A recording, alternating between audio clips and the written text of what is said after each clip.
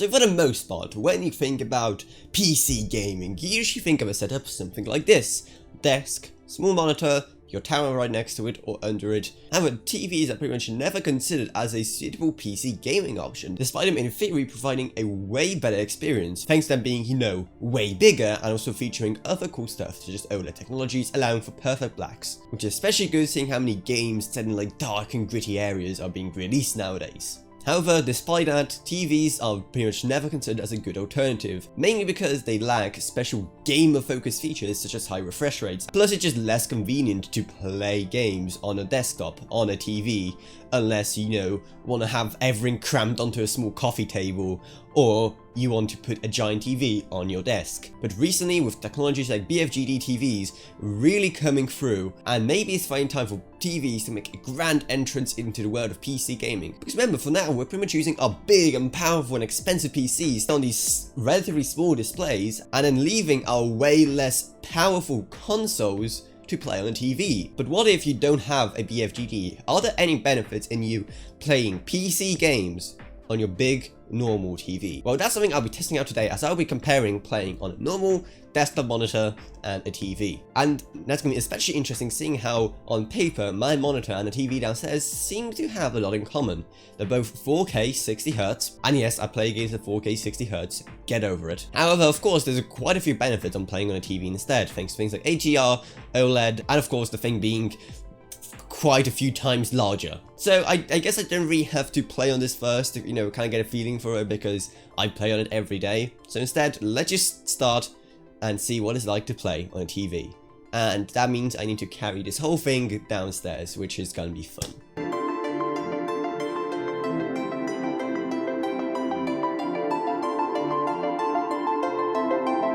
Okay, well, for better or for worse, it's all here.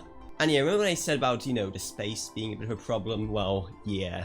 So one thing I just realized while we get Rainbow Six Siege up and running is that the soundbar that sits on a TV, well, that uses an optical SPDIF cable. And my sound card on my PC just so happens to support SPDIF, which means that I can plug it in there and get even better sound quality. So if you have that kind of situation as well, and you do have a sound card, that may be something to consider. There we go, now it's running through the sound card and the sound quality is way, way better. So, let's play some Siege. So it's something that may not come across too clearly in the final recording. However, this is a completely different experience playing on such a scale. Yes, it's a bit uncomfortable and awkward. However, the OLED technology, the HDR, the actual just scale of everything you see, it looks absolutely breathtaking. There's literally no other way of putting it. And the best part about all of this is Rainbow Six Siege is known for its destruction, so let's see if this looks as good as I hope it seems.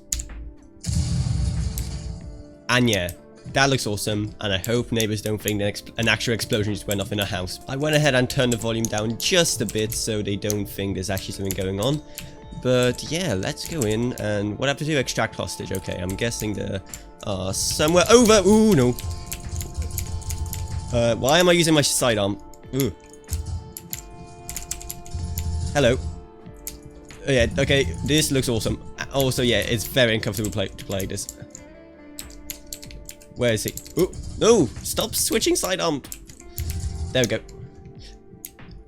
On the big screen, this is... Oh, stop switching sidearms! No! On the big screen, this is absolutely... Yeah, there is... If I could just have like a proper setup like this down here, I would be so happy. Because the difference is night and day. Everything is so much far crisper. The HDR is really coming through along with the OLED, especially in a game like Siege where everything is a bit dark. It does look amazing. Once again, we lack things like G-Sync, but then again, I don't even have G-Sync on my normal monitor, so maybe it's not too much of a loss. Hello there, sir, and I'm dead. So I'm back in my normal setup now, and just after playing a few minutes again of Rainbow Six Siege and Shadow of the Tomb Raider, the difference is night and day. However, of course, the logistics of everything are one of the main reasons why people don't want to bother, and I understand that.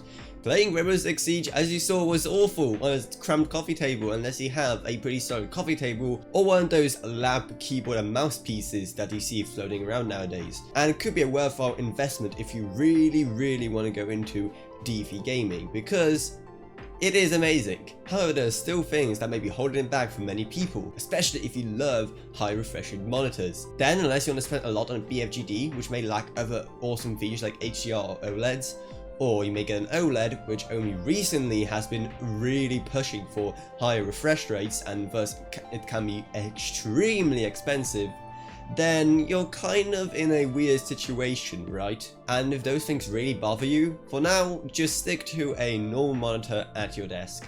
Otherwise, if you're fine with maybe feeling a bit cramped and you're fine with not having a high refresh rate in return for those features such as OLED, perfect blacks, HDR, and of course the comfort of having such a giant screen, then it's definitely a recommended experience. Especially play games which require less good aim and high refresh rates, because those are the things that can make me suffer. And instead of things like adventure games or RTS games or things like that, you're going to really benefit if you use a modern TV, because not only you get the comforts of being able to see everything more clearly and a lot more detail thanks to the size of the thing, but also the perfect blacks help incredibly to make games like Shadow Tomb Raider feel absolutely incredible.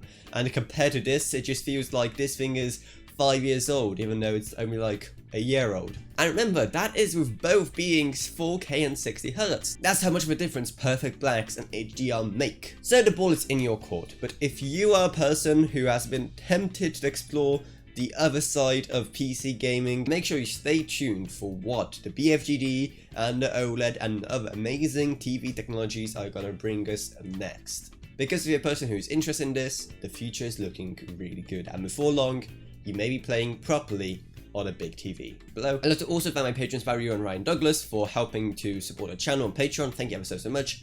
And if you want to help support the channel monetarily on Patreon, so I can make way cooler videos and videos on way more interesting topics, then I highly recommend checking that as well down in the video description below. And down there you also find my Discord if you want to talk to me or others about this video or anything else. Also definitely make sure to let me know down in the comments below what kind of videos you want to do next. But anyway, I hope you enjoyed this video. If you did, remember to subscribe, like, whatever, and I'll see you all in what I make next. Goodbye everyone.